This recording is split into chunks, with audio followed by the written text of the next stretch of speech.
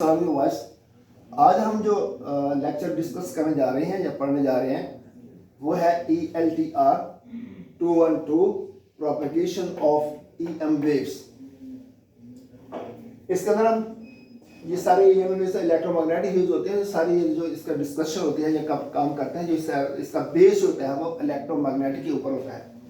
अब magnetic flux इसके अंदर हम पढ़ते हैं कि पहले सबसे मैग्नेटिक फ्लक्स को भरता बाटे मैग्नेटिक फ्लक्स, ताकि यहाँ से बेस है और इस बेस से हम आगे चलेंगे कि मैग्नेटिक फ्लक्स क्या होता है। तो मैग्नेटिक फ्लक्स जो होता है number of lines of electromagnetic field या number of lines of electromagnetic या number of lines of magnetic field. तो number of lines of magnetic fields entering in the south end leaving the north इस कारण magnetic flux. जितनी lines south के अंदर enter होती हैं या नॉर्थ को छोड़ती हैं उससे हम कहते हैं मैग्नेटिक फ्लक्स। अब हम इसको जो डिनोटेड करते हैं इसको फाई से डिनोट करते हैं। तो अगर कोई भी मैग्नेट है उसके अंदर से चाहे वो दो लाइनें एंटर हो रही हैं, दो लाइनें छोड़ रही हैं, तो उसका मैग्नेटिक फ्लक्स भी दो लाइनों का ही होगा। तो अगर उसके 10 लाइनें हैं या 1 करोड़ लाइन है, 2 करोड़ लाइन है, जितने भी लाइन्स हैं वो सारी उसका मैग्नेटिक फ्लक्स होगा। तो अगर इसके अंदर इसीलिए हम कहते हैं number of lines of magnetic lines, number of magnetic lines entering in the south are leaving the north, दोनों सूरतों में तो इनको हम कहते हैं फ्लक्स। तो इसलिए हम कहते हैं कि number of lines coming out from the north is called the flux. It is denoted by the phi. अब हम दूसरी तरफ चलते हैं, मैग्नेटिक फ्लक्स डेंसिटी क्या होती है। तो मैग्नेटिक फ्लक्स डेंसिटी जो होती है ये है, ये property of a material, it is the property of material to connect concentrate the magnetic lines of force. कि किसी मटेरियल की वो प्रॉपर्टी जिसके तहत वो लाइंस ऑफ फोर्स को कंसंट्रेट करता है यानी मरकूज करता है अपने अंदर, उसे हम कहते हैं फ्लक्स डेंसिटी। तो इसे मैग्नेटिक लाइंस ऑफ फोर्स, तो इसे हम कहते हैं फ्लक्स डेंसिटी। जब 1 square metre when a square meter of iron piece is placed in the path of magnetic lines of force perpendicularly, या ठीक है ना। तो इसको हम perpendicularly magnetic lines of force perpendicularly, इसको हम lines of force के, ये lines of force है, इसको हम ये perpendicular यहाँ ऐसे रख देते हैं, जो ऐसे रख देते हैं।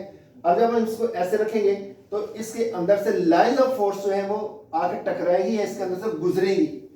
तो ये लाइन, ये जो पीस हमने आगे रखा है ये एक स्क्वायर होता है, यानी अगर 1 मीटर है तो मीटर स्क्वायर होगा, हर तरफ मीटर स्क्वायर ही होगा।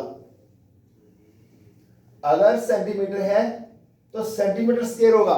तो ये स्क्वायर जो पीस है वो हम इसकी लाइंस के वर्टिकली आगे रख देते हैं। तो इसके अंदर से जितने लाइंस गुजरते हैं ये अपने अंदर कंसंट्रेट करता है लाइंस ऑफ फोर्स को। जितने लाइंस ऑफ फोर्स को ये कंसंट्रेट करेगा ये उसकी फ्लक्स डेंसिटी होगी।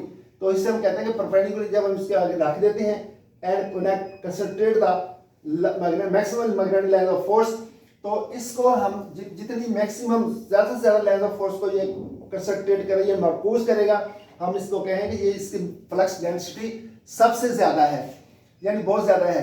तो this called the flux density of material denoted by B.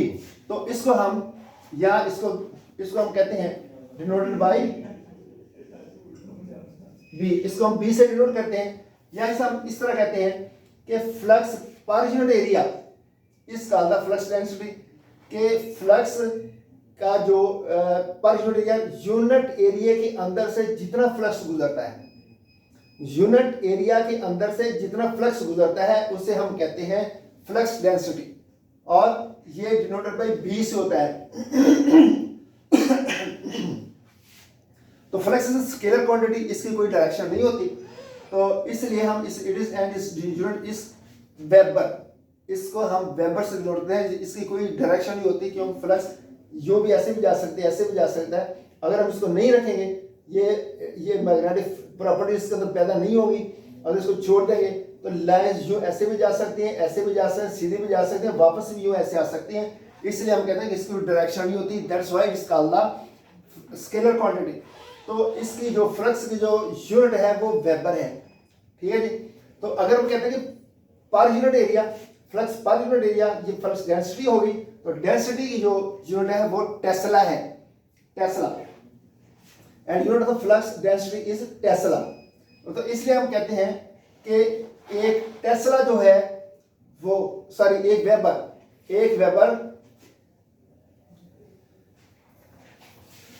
1 weber is equal to 10⁸ lines.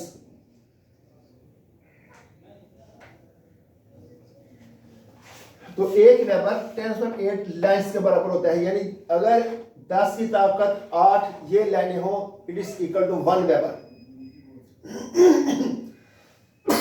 Next है करंट डेंसिटी। तो इसमें यह है कि यूनिफॉर्मली डिस्ट्रीब्यूटेड करंट इन पर unit area cross sectional area, in per unit cross sectional area of a conductor.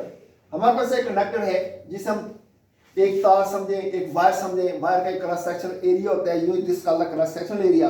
अब इसके अंदर से हम करंट गुजारते हैं। अब इसके अंदर करंट जो गुजरती है, अगर वो सारे एरिया के अगर करंट गुजरते हैं, वो इस सारे एरिया के यूनिफॉर्मली गुजरे, एक जैसे करंट गुजरे, एरिया के हर जगह से एक जैसे करंट गुजरे, तो उसे हम कहते हैं करंट डेंसिटी। अगर ये एक जैसे नहीं गुजरी, कहीं से ज्यादा गुजरती है, कहीं से कम गुजरती है, तो उसे हम फ्लक्स डेंसिटी नहीं कहेंगे, बल्कि डिस्टर्बेंट डेंसिटी होगी, तो इसलिए पुअर डेंसिटी होगी इसकी। तो इसलिए हम कहते हैं कि एक कंडक्टर हमारे पास, उसका क्रॉस सेक्शन एरिया है, जब हम उसको करंट देते हैं तो उसके एरिया के हर पार्ट से, हर यूनिट से जो करंट गुजरती है वो यूनिफॉर्मली गुजरती है, यानी एक जैसी गुजरती है, तो इसे हम कहते हैं करंट डेंसिटी।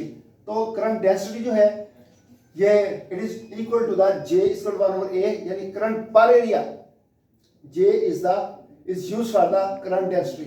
ये J की जो ये हम इस्तेमाल करते हैं, इसे हम कहते हैं कि ये करंट डेंसिटी है, तो it is denoted by J। तो small j, sorry capital J is equal to 1/A। तो A is the area, I is the current. तो current per unit area is called the current density. So next one is the magnetic field intensity. तो intensity is always denoted by H. Magnetic field intensity is flux density per unit permittivity. Permittivity क्या होती है? तो permittivity सब जो होती है कि किसी इलेक्ट्रोमैग्नेटिक लाइंस जो होती हैं वो किसी मीडिया से जो गुजरती है, इलेक्ट्रोमैग्नेटिक लाइंस होती हैं वो किसी मीडिया से गुजरती हैं, चाहे वो मीडिया स्पेस का हो, चाहे किसी मेटल का हो, तो उस मीडिया के कंसंट्रेशन की पावर होती है, इलेक्ट्रोमैग्नेटिक लाइंस को कंसंट्रेट करने की पावर जो होती है, that is called the current, sorry that is called the intensity. उसके कहते हैं फ्लक्स डेंसिटी, उसे हम फ्लक्स डेंसिटी कहते हैं। अब magnetic lab field intensity is flux density per unit permittivity. अब परमिटिविटी जो होती है किसी मटेरियल के magnetic line of electromagnetic line of force को कंसंट्रेट करने की जो सलाहियत होती है उसे हम कहते हैं परमिटिविटी। चाहे वो स्पेस हो, फ्री एयर हो, या ये कोई मटेरियल हो, जैसे